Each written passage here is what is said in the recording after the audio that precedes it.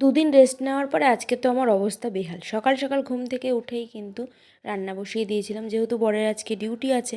বরমশাইও সকাল সকাল বাজারে চলে গেছিলো আর বাজার থেকে রুই মাছ নিয়ে এসেছিলো। তো তারপরেই আমি রুই মাছের ঝোলটা রান্না করে ওকে খাইয়ে দাইয়ে অফিসে পাঠিয়ে দিয়েছিলাম।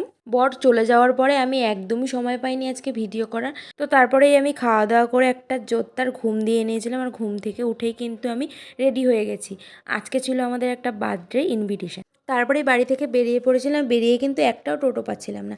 আর আমি কিন্তু কালকে গিয়েছিলাম রামপ্রসাদ কালীবাড়ির সামনেটা। দেখো মন্দিরটা বন্ধ হয়ে গেছিলো, আর দেখাতে পারলাম না।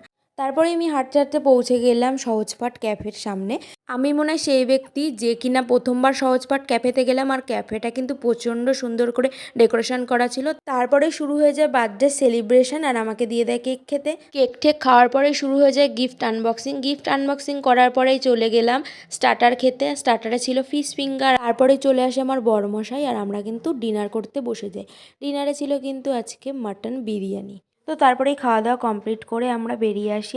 যেহেতু বড়মশাই অনেকটাই লেটে এসেছিল, ক্যাফের অ্যাম্বিয়েন্সটা একদমই দেখতে পারেনি, তো ওটাই ভালো করে দেখছিল। দেন তারপরেই আমরা বেরিয়ে পড়লাম বাড়ির উদ্দেশ্যে। আর তোমাদের ভিডিওটা কেমন লাগলো অবশ্যই জানিও। বাই।